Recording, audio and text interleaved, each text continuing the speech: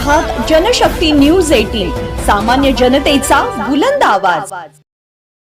शिक्षकच समाजाचा खरा शिल्पकार असतो। प्राध्यापक अच्युत माने, सेवानिवृत्त शिक्षिका प्रेमाताई कडते यांचा सत्कार कार्यक्रम संपन्न। शिक्षक हा खऱ्या अर्थाने समाजाचा शिल्पकार असून तो कायमस्वरूपी मार्गदर्शक असतो।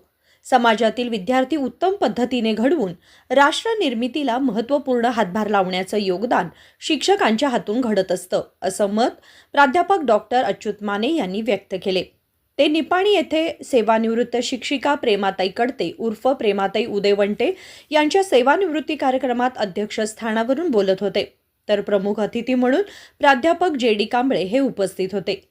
प्रारंभी उपस्थित मान्यवरांच्या हस्ते महामानव डॉक्टर बाबासाहेब आंबेडकर आणि गौतम बुद्धांच्या प्रतिमेचे पूजन करण्यात आले।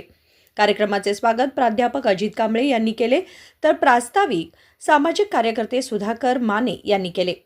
पुढे बोलताना अच्युत माने म्हणाले की शिक्षक हा प्रगतशील समाजाचा केंद्रबिंदू असतो, यामुळे शिक्षकावर महत्त्वपूर्ण जबाबदारी असते। देश आणि समाज निर्मितीमध्ये प्रत्यक्ष शिक्षकाचे योगदान महत्त्वपूर्ण असल्याचे सांगितले। प्रमुख पाहुणे म्हणून बोलताना जे.डी. कांबळे म्हणाले की मानव भौतिक सुखाच्या मागे न धावता केवळ माणूस घडवण्याचे महान कार्य केले पाहिजे। आपल्या शिक्षकी पेशामध्ये हे कार्य प्रत्येकजण करत असल्याचे ते म्हणाले। या प्रसंगी माजी उपप्राचार्य आर.के. दिवाकर यांनी मनोगत व्यक्त केले। आपल्या सत्काराला उत्तर देताना प्रेमाताई कडते म्हणाल्या की सर्वांनी येथे उपस्थित राहून सन्मान केला, त्याबद्दल धन्यवाद त्यांनी व्यक्त केला। यावेळी या कार्यक्रमास शताब्दी महोत्सव कमिटी, जस्टिस फोरम, दलित पॅन्थर सेना, विविध क्षेत्रातील कार्य करणारे नागरिक, मान्यवर, कुटुंबीय सत्कार प्रसंगी उपस्थित होते। कार्यक्रमाचे सूत्रसंचालन पत्रकार सुशील कांबळे यांनी केले, तर आभार राहुल शितोळे यांनी मानले। एक पेन, एक पुस्तक आणि एक शीट क्रांती करू शकतो। किती मोठी जबाबदारी शिक्षणाची बघा। शिक्षणाचं ठरवलं, आता मी एवढी वर्ष काम केलं, शेकडो विद्यार्थी तयार झाले, हजारो विद्यार्थी तयार झाले आणि आम्ही समतेचं विचारले, आम्ही न्यायाचा विचार केला, आम्ही परिवर्तनाची काम करणार। मला असं वाटतं आज या निवडणुकीच्या निमित्तानं समाजाला मिळालेलं आहे, त्याने यापुढे सुद्धा आपलं ज्ञान काम करावं, सगळ्यांना आधार द्यावा, सगळ्यांना मार्गदर्शन करावं। आणि त्यांचे जे मिस्टर आहेत ते चांगले कार्यकर्ते आहेत, मी बघितले त्यांना 1-2 वर्षामध्ये सुधाकर बरोबर की अतिशय प्रामाणिक कार्यकर्ता म्हणजे म्हणते सर, अशी माणसं समाजात असावीत असं माझं मत आहे। आणि मला असं वाटतं की आपण अशा लोकांना सत्कार करावा, जे मोठे आहेत, भांडवलदार आहेत, राज्यकर्ते आहेत, मंत्री आहेत, मंत्री आहेत, त्यांचा नको सत्कार कोणाचा करावा? ते प्रामाणिक आहेत, ते मूल्याधारित काम करतात आणि जे समाजासाठी आपलं आयुष्य असतात त्यांचा सत्कार, तो सत्कार आज या निमित्तानं होतोय। मला बरं वाटतं, मी त्यांना धन्यवाद देतो, शुभेच्छा देतो। समाजाच्या इतर क्षेत्रामधून काम करून जेव्हा लोक निवृत्त होतात तेव्हा त्यांचा आणि विशेषतः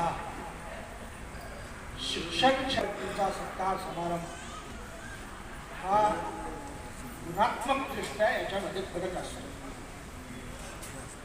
याचं कारण असं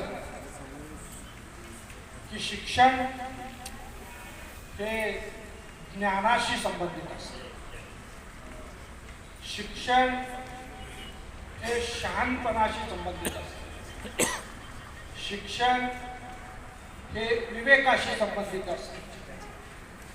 म्हणून शिक्षकाचं जीवन हे लोकांच्या समोर आदर्श निर्माण करणार असते, असावं अशा प्रकारची अपेक्षा।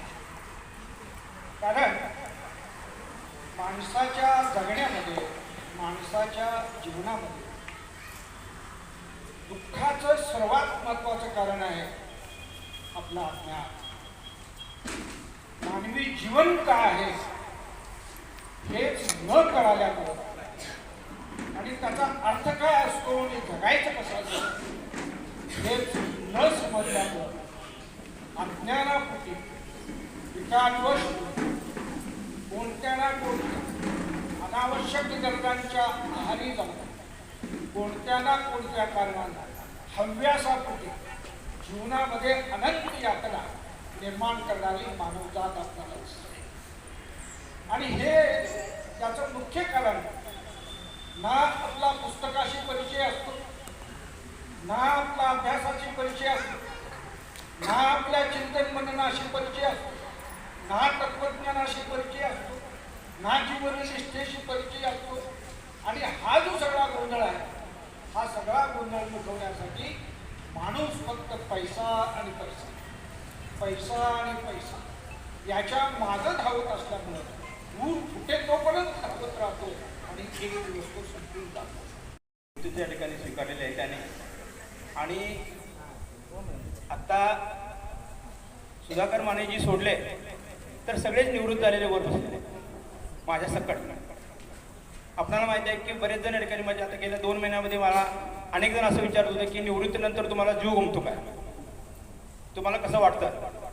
कारण सर्व्हिसमध्ये असताना बऱ्याच वेळेला आपण एका व्यापामध्ये असतो. आम्ही सगळेच प्राध्यापक असल्यामुळे विद्यार्थ्यांच्यामध्ये रणमान होणारे, विद्यार्थ्यांच्यामध्ये या ठिकाणी आम्ही मिसळणारी लोक आहेत. आणि ज्या वेळेला या ठिकाणी सर्व्हिस संपते त्यावेळी या ठिकाणी आपण असं वाटायला लागतं की आता आपण काय करायचं. ही गोष्ट काय सांगतोय, कारण पूर्ण दिवसभर या ठिकाणी आम्ही आमच्या कामामध्ये व्यस्त असताना निवृत्तीनंतर या ठिकाणी काय करावं हा मोठा प्रश्न पडतो.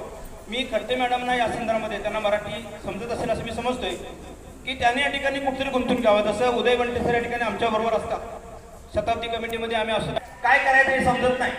जर समजा तुमचा लोकसंपर्क नसेल तर मग या ठिकाणी आपण एकटे पडतो आणि एकटे पडल्यानंतर या ठिकाणी आपल्याला वेगवेगळ्या प्रकारचे रोग या ठिकाणी व्हायला लागतात. मी मॅडमला असे सांगू इच्छितो की त्याने या ठिकाणी माणसामध्ये मिसळला होता. त्यांचा आणि माझा जास्त परिचय नाही, तसं उदयचा आहे माझा. कारण बऱ्याच वेळा असं होतं की या ठिकाणी आपण इतरांच्या मध्ये मिसळत नाही, आपलं काम नाही, आपण एवढंच आपल्याला माहीत असतं, आपली शाळा आणि आपण एवढंच माहीत असतं. पण ज्या वेळेला या ठिकाणी आपण रिटायर होतो त्यावेळी आपल्याला असं वाटत जातं की आपल्याला माणसं पाहिजे. माणूस आहे किंवा आजूबाजूला माणसं आहेत किंवा नातेवाईक आहे किंवा पै पाहुणे आहेत म्हणजे आपलं जीवन या ठिकाणी फुलतं. जर समजा या ठिकाणी ही माणसं जर आपल्याजवळ नसतील तर मात्र या ठिकाणी आपल्याला एकाकी पण खायला उठतं. ते त्यांना खायला उठू नये, त्यांचं जे काही उर्वरित आयुष्य आहे ते या ठिकाणी माणसं. आपल्या समाजामध्ये एक भयंकर मोठी क्रांती झाली. आमचे सन्मित्र उदय वंटे यांच्या धर्मपत्नी आमच्या वही प्रेमाताई या 30 वर्षाच्या सेवेनंतर या सेवानिवृत्त झालेल्या त्यांच्या पुढील आयुष्यासाठी आपण त्यांना शुभेच्छा देण्यासाठी इथं आपण जमलेलो आहोत. मित्रांनो, प्रेमाताईंचा थोडासा परिचय. या प्रेमाताई यांचं मूळ गाव खडकला. त्यांना एकूण 4 भाऊ 5 बहिणी असं मोठ्या कुटुंबातून ते आलेले. या 9 अपत्यापैकी त्या 8वं अपत्य आणि त्यांचं शिक्षण त्यांच्या भगिनींच्याकडे बेळगावमध्ये झालेलं.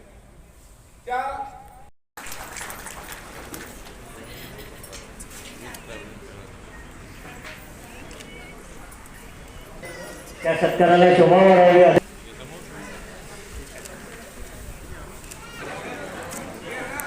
आणि विचारांना तारणारे. सर जरा समोर बघा सर, समोर त्यांचा सत्कार करायला तुम्ही विनंती.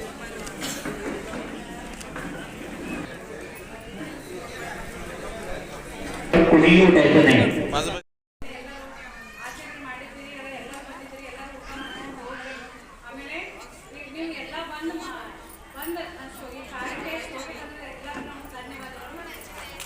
धन्यवाद. चालू घडामोडीच्या अपडेट जाणून घेण्यासाठी आपल्या जनशक्ती न्यूज 18 चॅनलला सबस्क्राईब जरूर करा, लाईक करा, कमेंट करा, शेअर करा, बेल आयकॉन प्रेस करा आणि नोटिफिकेशन मिळवा.